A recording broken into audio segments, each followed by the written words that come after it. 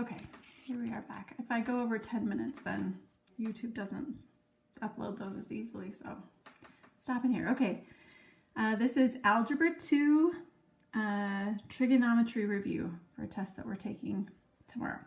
So sine of 405 degrees. Now, 405 is not on my unit circle because I only went to 360. So this is where coterminal angles could come in handy. If I'm going 405 degrees, that's 360 plus 45 more.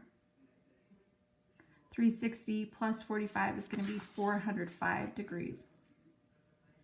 So I'm looking at this place, right, this mark, and we're looking for sine. So here we have cosine, and then sine, it's going to be root 2 over 2. Okay, cosine at negative 135. So I usually find the 135 in the positive direction, that's here, and then I find its mirror image on the other way. So if I were going in the negative direction, that would be right here at 225. And it's asking for cosine. So that's the first term listed, negative root 2 over 2. And tangent at 23 pi sixths. Okay, we haven't really discovered coterminal angles with radians. But just like if it was really big and we subtract away 360 degrees, we could subtract away 2 pi here until we get somewhere between 0 and 2 pi. So that's what I'm going to do. 23 pi sixths minus 2 pi could be the same as 12 pi sixths, right? And then we have a common denominator. So 23 minus 12 is going to be 11 pi sixths. And that does show up on our unit circle. So I'm going to use 11 pi sixths and find tangent there. Here's our 11 pi sixths.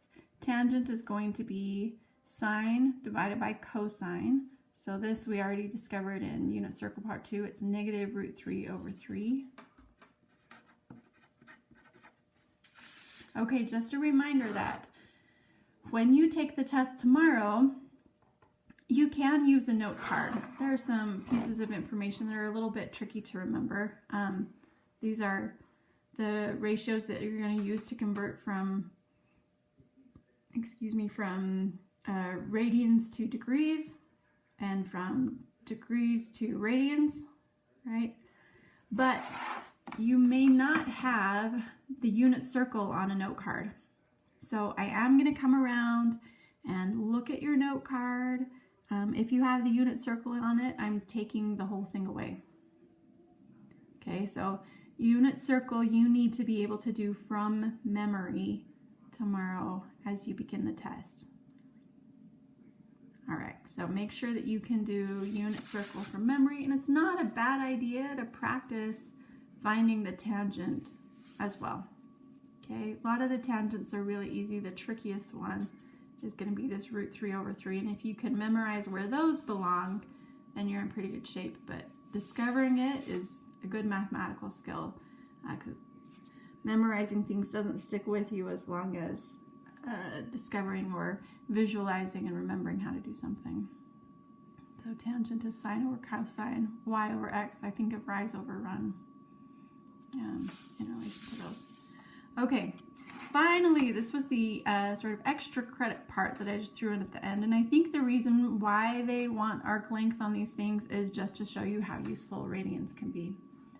So what we have here, they've given us an angle measure in radians, 3 pi fourths. So we're looking for the length of this circle. If we were finding the circumference, it's equal to 2 pi r.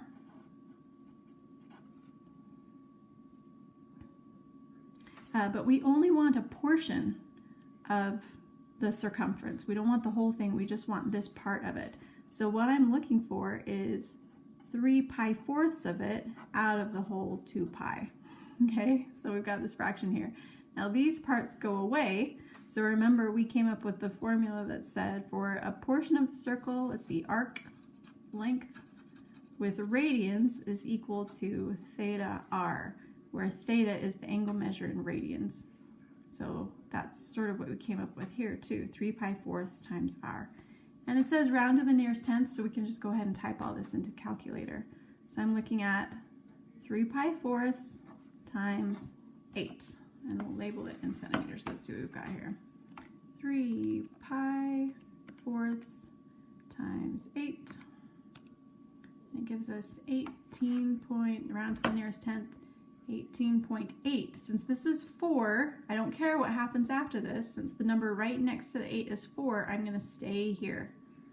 If it's 4 or 3, 2, 1, 0, you keep that number. If it's 5, 6, 7, 8, 9, then you go up. So this is going to stay at 18.8. A lot of you are good at tricky maths, but sometimes struggle with rounding. So I just wanted to go over that piece for you. So 18.8 centimeters. Where did centimeters come from? They told us that the radius was in centimeters. Okay, they gave us another one, arc length, where they gave the angle in radians.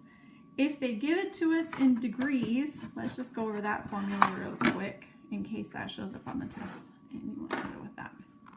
So I'm going to use some blank space up here. Since circumference is 2 pi r, then we would use some angle measure, I'll call it m, out of 360. So some fraction of the whole circle is what we're looking for here to multiply it by.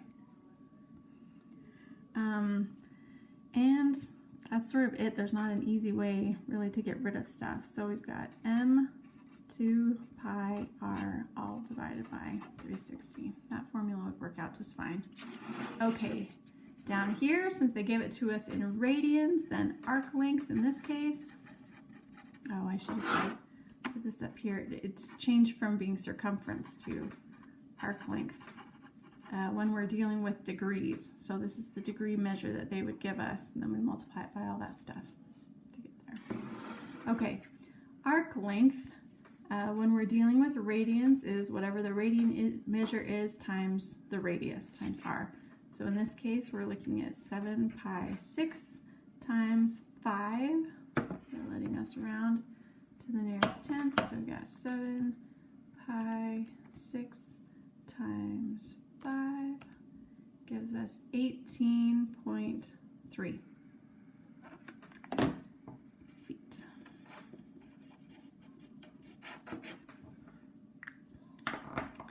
And there you go. Good luck on the test tomorrow.